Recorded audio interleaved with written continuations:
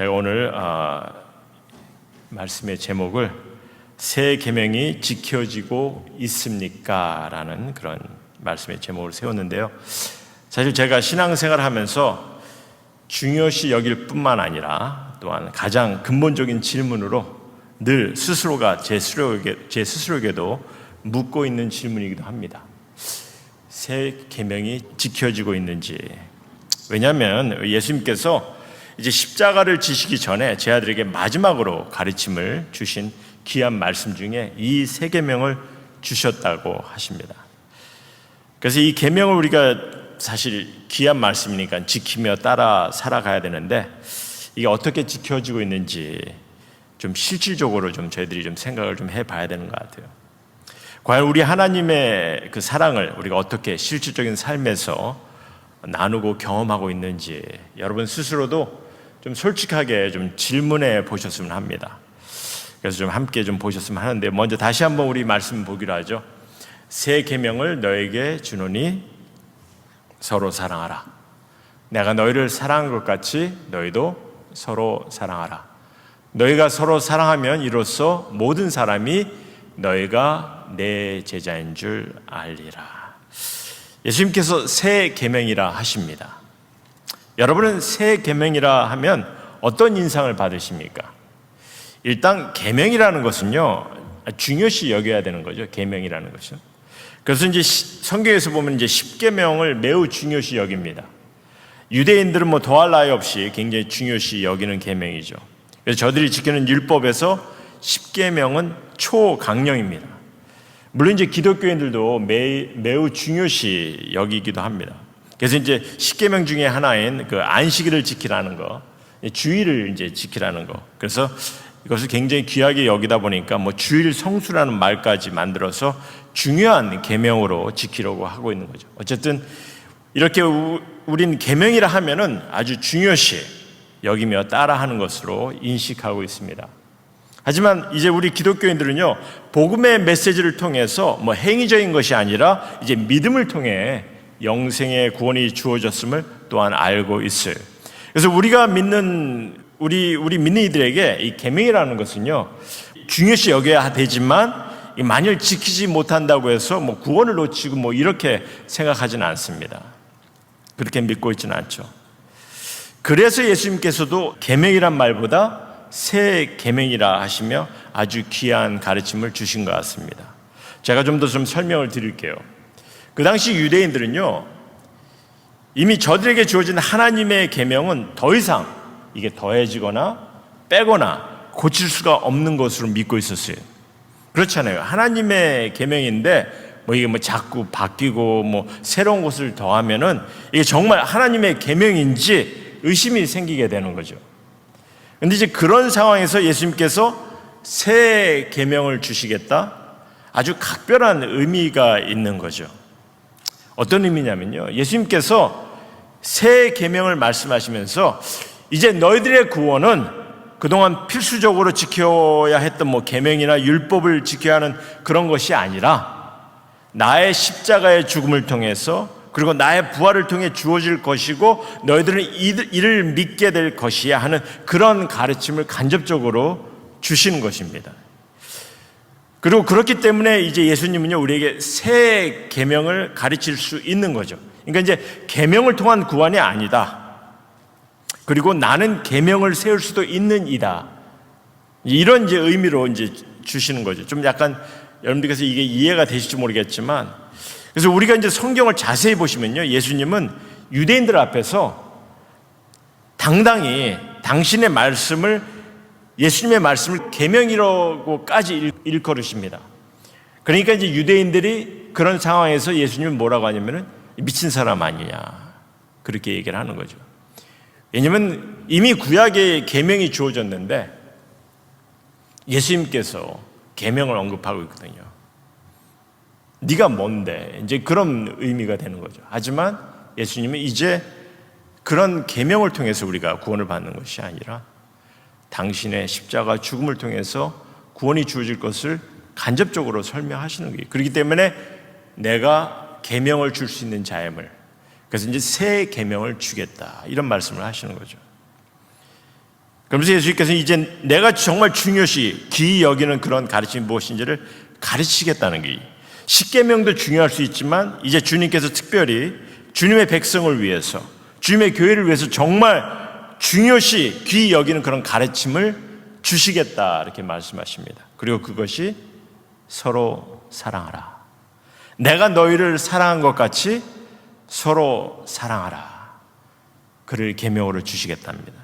그렇다면 우리 신앙이들은요, 이렇게 예수님께서 새 계명이라 하시면서 주신 이 가르침을 어떻게 정말 중요시 여기셔야 되는 거죠. 주님께서도 계명이라 하시면서 주신 거니까. 근데 여기서 좀 질문을 해봐야 할 것이 좀 없지 않아 있습니다. 뭐냐면요, 예수님께서 제 아들과 공생의 시간을 3년을 함께 하셨어요. 그러면서 저들을 가르치셨습니다. 당신의 능력을 드러내셨고 3년 동안 그러면서 자신이 누구인지, 왜 이 땅에 예수님께서 이 땅에 오셨는지 그런 모습들도 보이셨어요. 그렇다면은 이 세 계명을 주신 데 있어서 사역을 막 시작하면서 주셨으면 그게 맞는 거 아닌가, 이제 그렇게 생각하는 거죠. 왜냐하면 이게 이제 계명이라는 것이 너무나 중요한 거니까. 근데 왜 십자가에 달려 죽으시기 전 바로 전에 계명을 주셨는지 하는 것입니다. 계명하면 참 중요한 것인데 귀한 것이잖아요. 그리고 새롭게 주시길 뜻하신 계명이면 더욱 귀한 것일 텐데 왜 이제 제자들과 헤어질 상황에서 나름대로 헤어질 결심을 하고 그 가운데 새 계명을 주시냐는 거죠. 그 이유는 우리가 계명 자체를 바로 이해를 하면은 알 수가 있는 겁니다. 아니, 알 수 있는 것뿐만 아니라 예수님의 계명의 진정한 의미, 그리고 그 계명의 중요함도 또한 보게 되는 거죠. 여러분들 계명을 보시면 아주 간략하지만 너무나 무게가 있는 중요한 가르침입니다. 서로 사랑하라. 내가 너희를 사랑한 것 같이. 예수님은요, 내가 너희를 사랑한 것 같이 서로 사랑하라 하십니다. 그러니까 예수님은요, 자신이 우리를 어떻게 사랑하셨는지 이를 먼저 보이시길 뜻하셨어요. 본이 되시길 뜻하셨습니다. 진정한 사랑이 어떠한 것인지, 어떻게 사랑하는 것인지 이를 보이셨고 보이시길 뜻하셨다는 거죠. 그리고 무엇보다도 이제 십자가를 곧 지시게 될 것을 아셨기 때문에 그 십자가의 희생의 사랑을 이제 따르는 이들이 깨닫게 될 것이기 때문에 정말 새 계명을 주시기에 가장 적절한 시기에 말씀해 주신 거죠. 이미 3년 동안 다른 이들에게 주님께서 당신의 사랑을 베푸셨어요. 가까이 하는 이들에게 정말 주님께서 저들에게 온전히 사랑을 베푸셨을 뿐만 아니라 불쌍한 영혼들을, 또 정말 도움이 필요한 이들, 그들에게 예수님께서는 사랑을 베푸셨습니다. 마지막 순간에는 제자들의 발을 씻기면서까지 끝까지 사랑하셨음을 보여주셨어요. 그리고 이제 십자가를 지시기 전에 그가 십자가를 지시길 것을 아셨기 때문에, 그것을 또한 제자들이 깨달을 걸 아셨기 때문에 이제 그 순간에 당신께서 사랑의 본을 보이셨을 뿐만 아니라 앞으로 그 보이실 놀라운 사랑을 염두에 두시고 새 계명을 주신 거죠. 그러니 우리는 이 계명을 우리 신앙인으로서 우리가 따르고 경험해야 하는 것입니다. 서로 사랑하라. 내가 너희를 사랑한 것 같이 서로 사랑하라 하십니다. 그리고 너희가 서로 사랑하면 이로써 모든 사람이 너희가 내 제자인 줄 알리라. 그런데 이렇게 주님이 우리를 사랑한 것 같이 우리도 이렇게 서로 사랑해야 하는데 이런 모습들이 잘 보이지는 않는 것 같다는 거죠.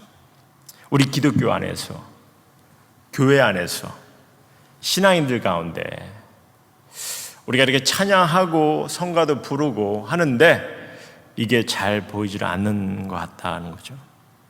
우리 예수님께서 그 십자가의 희생의 사랑을 보인 것 같이 우리도 이게 서로 사랑을 한다면은 아마도 우리가 진정한 그 사랑을 우리 교회 내에서 정말 우리가 함께 주님의 믿는 이로서 함께 이 사랑을 나눈다면요, 세상 사람들이 아마 그렇게 볼 거라고 생각합니다. 이런 사랑을 우리가 나누는 모습을 볼 때 그 모습을 통해서 세상 사람들은 정말 사랑의 하나님이 함께하는 곳이구나, 예수님께서 부활하셨다고 하는데 정말 살아 역사하시는 곳이 교회구나, 그래서 이런 교회에 대한 이런 인상을 갖지 않을까, 그런 생각을 하게 되는 거죠.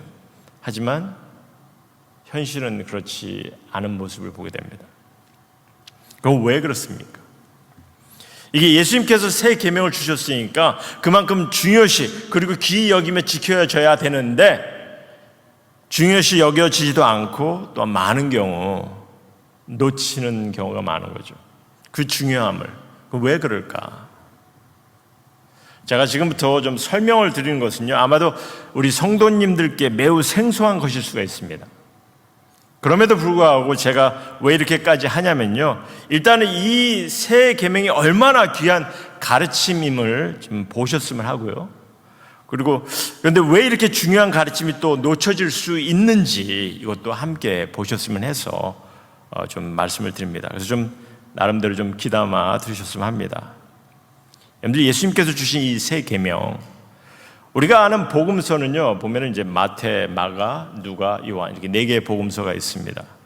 근데 이 4개의 복음서 중에 유일하게 요한 복음에서만 언급이 되고 있다는 거죠. 우리 성도님들은 이걸 어떻게 생각하십니까? 마태, 마가, 누가, 요한 복음 중에 유일하게 요한 복음만 이 새 계명을 언급하고 있다는 겁니다. 그러니까 혹시 그래서 중요시 여기지 않고 있나? 왜냐면 복음서 중에 하나만 전하고 있으니까 중요한 가르침이 아닌가? 요한복음에만 있으니까 이렇게 생각할 수가 있는데 그렇게 생각하시면 안 되는 거죠. 다른 복음서에서 언급을 하지 않고 있다고 중요한 가르침이 아닌 겁니다. 사실 우리가 너무나 잘 알고 있는 아주 중요시 여기는 하나님이 세상을 이처럼 사랑하사 독생자를 주셨다는 그 요한복음 3장 16절도 요한복음에서만 전하고 있습니다. 다른 복음에서는 전하고 있지는 않죠. 그래서 우리 임마누엘교회 성도님들께 먼저 부탁을 드립니다. 제가 이제 성숙의 삶 말씀 공부 때 좀 더 자세히 나누겠지만 우리 성도님들 제가 부탁드린 것이 있는데 뭐냐면 우리가 성경 말씀을 보실 때는요, 우리가 그동안은 성경을 하나님의 모든 말씀이, 이게 이제 성경 말씀이, 하나님의 모든 말씀이 어떤 한 순간에 기록이 됐고 전해진 것처럼 그렇게 봐왔어요. 그러다 보니까 성경을 그냥 2D로 본 거죠. 3D가 아니라 2D로. 그래서 성경 전체가 어떤 한 선상에서 동일한 의도로 말씀이 주어지는 것처럼, 동일한 의도로 한 선상에서 그 말씀의 의미가 주어지는 것처럼 그렇게 봐온 거죠. 그리고 그 의도는, 말씀의 의도는 뭐냐면 다만 내게 감동을 주고 내게 지혜를 주고 내게 가르침을 주기 위한 그런 말씀으로 쓰여진 것으로 생각하며 성경 말씀을 봐왔다는 겁니다. 하나님께서 내게 감동의 말씀을, 오늘의 양식이 무엇인지 이것을 주는 것처럼 이렇게 많은 분들이 이런 가르침에 익숙해 왔고 그렇게 성경을 봐왔다는 거죠. 하지만 성경은요, 66권이 있는데 그 책마다 기록한 자가 다 다르고 기록한 때가 다르고 기록되어진 상황과 배경이 다 다릅니다. 그러기에 기록한 이의 의도도 다른 상황에서, 그 다른 상황에서 우리에게 무엇보다도 하나님은 누구신지, 예수님의 가르침의 초점은 무엇인지 이를 전하기 위해서 말씀이 기록되었다는 거죠. 일단 내게 주어지는 가르침의 초점이 아니라 하나님의 뜻과 하나님을 보이시기 위해서, 예수 그리스도의 모습을, 가르침을 보이시기 위해서 우리에게 주신 거죠.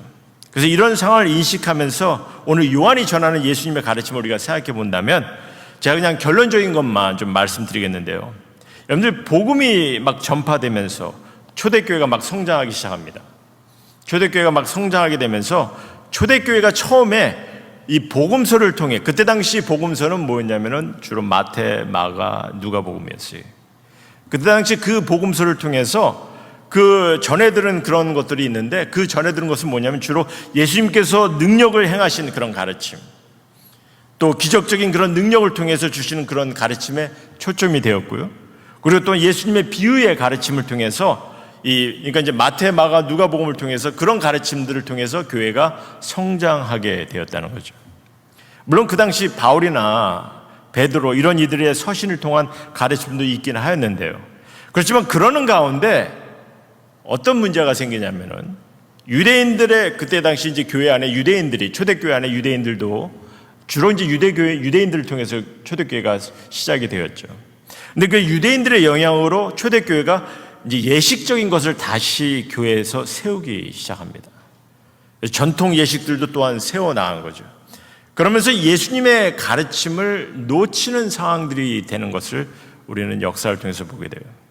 그래서 요한이 이 초대교회가 지금 1세대가 좀 지나갈 무렵, 이제 거의 1세대가 지나가죠. 초대교회가 시작이 되고 한 1세대가 지나갈 무렵 정말 예수님께서 중요시 가르쳤던 그 가르침이 하지만 초대교회 안에서는 온전히 지켜지지 않는 그런 모습을 통해서 요한은 예수님의 그 가르침을 다시 복음서에 새롭게 담기 시작합니다.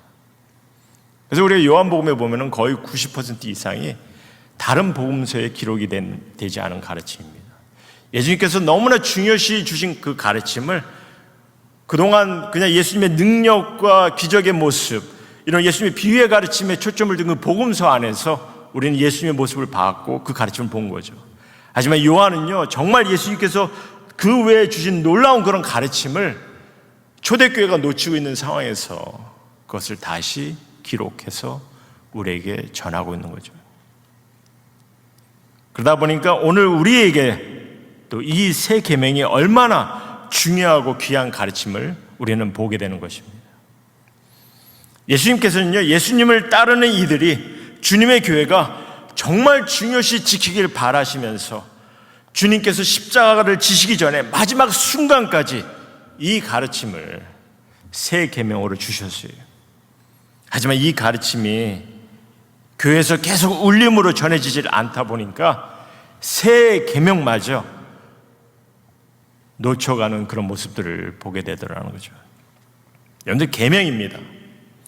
주님을 믿는 이들이, 성도들이, 주님의 교회가 정말 귀히 여기며 지키길 바라시는 계명입니다.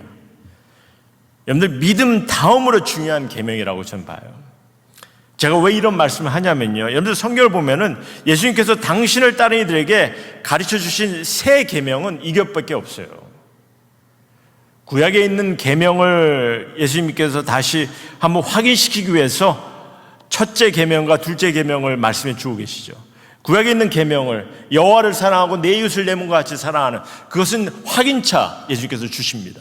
하지만 제 아들에게 이제 마지막으로 계명을 주시겠는데, 이 새 계명을 주시겠다 하시는데, 이 계명은요, 예수님께서 언급한 계명 중에 이 하나밖에 없습니다.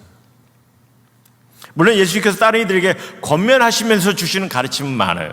뭐 오른손이 하는 일을 왼손이 모르게 하라, 뭐 내 원수를 사랑하라, 너희는 이렇게 기도하라 하시면서 주기도문도 주셨고, 아무것도 염려하지 말고 먼저 그 나라와 그 일을 구하라, 여러 가지 이런 권면의 말씀도 많이 주셨어요. 하지만 이것이 새 계명이다 말씀하시면서 주신 것은 이거 하나밖에 없다는 거죠. 그러니 우리는 이를 함께 지켜나가야 되는 겁니다. 여러분들, 십계명에 주로 하나님을 중심적으로 또 그에게 예배드리는 그런 모습을 우리에게 말씀해 주고 계십니다.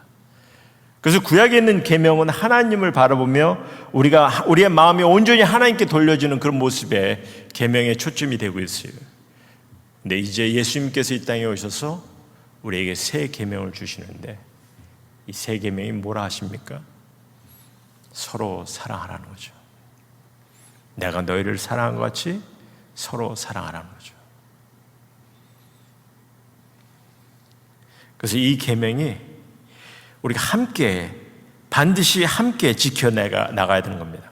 반드시 주님의 교회에서 함께 지켜나가야 되는 계명이라는 거죠. 그래서 제가 이 부분만 보고 좀 말씀을 정리하고자 하는데요, 그래서 우리가 이제 이 사랑이라는 것이 어떤 것인지 계속해서 보겠습니다만, 오늘은 이 시간에 우리가 그럼 왜 반드시 주님의 교회에서 함께 지켜야 하는 계명이냐, 이것만 제가 잠깐 보고 나누겠습니다. 말씀을 정리하겠습니다. 우리가 예수님께서 주신 계명을 보시면요, 서로 사랑하라는 말이 3번이나 나옵니다. 서로 사랑하라. 예수님 분명 너희가 서로 사랑하면 하고 말씀하세요. 그렇다면 우리가 이 계명을 실제로 따르고 경험하기 위해서 무엇이 먼저 주어져야 한다고 생각하십니까? 서로라는 것이 형성이 돼야 되는 거죠. 서로라는 것이 되어 있어야 돼요. 서로 사랑할 수 있는 이들이 없으면요, 우리가 서로 사랑할 수 있는 이들이 없으면은 이게 뭐 우리는 사랑이건 뭐건 아무것도 할 수가 없는 거죠. 그래서 무엇보다도 서로라 하셨을 때 무엇을 말씀하시는지 알아야 됩니다. 어떻게 그냥 여러분들 만나는 사람을 그냥 아무나 사랑할 수 있다고 생각하십니까? 아니잖아요. 그래서 내 이웃을 내 몸과 같이 사랑하라 하신 말씀도 이게 아무나가 아니라 내가 관계를 세워나갈 수 있는 이웃을 말씀하신 거죠. 그리고 예수님께서 제 아들에게 너희가 서로 사랑하라 하신 말씀도 예수님께서 함께 따르는 제자들 그 안에서 먼저 경험하기를 바라신 거죠. 예수님은 늘 그 제자들과 함께 하셨습니다. 많은 시간을 그들과 함께 보내셨어요. 그리고 예루살렘을 떠나지 말고 함께 있기를 원하셨습니다. 그 가운데 사랑이 싹트기를 원하신 거죠. 그러니까 지금 우리에게도 이게 관계를 세워나갈 수 있는, 그래서 서로가 될 수 있는 이들이 있어야 되는 거죠. 그래야 사랑이든 뭐든 경험할 수 있는 거고, 이게 없으면요, 우린 신앙생활을 제대로 할 수가 없는 거예요. 제가 이런 말을 좀 종종 합니다. 혼자서는 죽었다 깨어나도 신앙생활을 주님의 가르침에 따라 할 수가 없다는 거죠. 혼자서는요. 여러분들 성경을 보세요. 하나님의 계명을 봐도 그렇고 예수님의 가르침을 봐도 그렇고 팔복, 성령의 9가지 열매, 그의 나라와 그의 의를 구하는 것, 이 모든 것이 혼자 신앙생활로 이룰 수 있는 것이 아무것도 없어요. 물론 여러분들께서 뭐 하나님과의 그런 깊은 관계, 혼자만의 관계를 통해서 내가 정말 그 믿음의 모습을 간직하게 할 수도 있습니다. 하지만 주님께서 가르치는 많은 권면의 말씀과 가르침이 있잖아요. 계명이 있지 않습니까? 이것을 우리가 따를 수 있는 방법은 혼자서는 죽었다 깨어나도 할 수 없는 거죠. 서로 함께 세워나가고 함께 경험해야 됩니다. 그래야 하나님의 계명을, 하나님의 뜻을 따르는 그런 삶을 사는 거죠. 그래서 갈라디아서에 있는 말씀 보시면은 6장 10절에 보면은 그러므로 우리는 기회 있는 대로 모든 이에게 착한 일을, 선한 일을 하되 더욱 믿음의 가정들에게 할지니, 이런 얘기를 하십니다. 믿음의 권속들, 그렇죠? 그 안에서 먼저 이루어지기를 원하시는 거죠.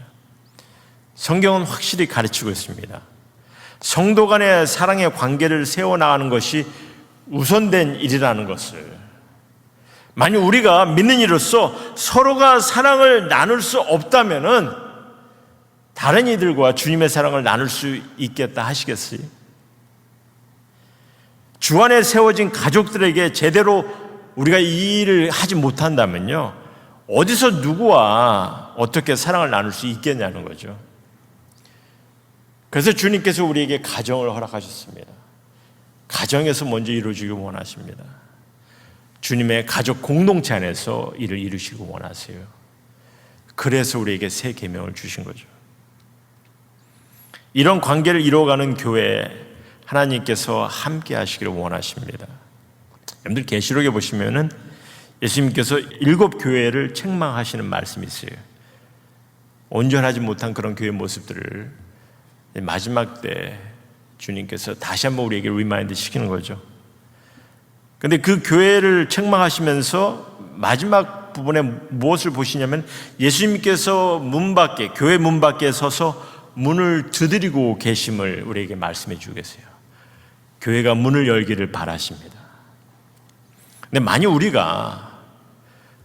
우리 함께하는 이 성도님께서 성도의 교제를 통해서 우리가 사랑을 제대로 나누지 못한다면, 서로 섬기지 못한다면, 잃어버린 영혼을 위해 열정을 가지고 복음을 전하고 그를 향해서 마음을 열지 못한다면 결코 주님을 우리 가운데 모실 수 있을까 하는 그런 의문의 가르침을 우리에게 주세요.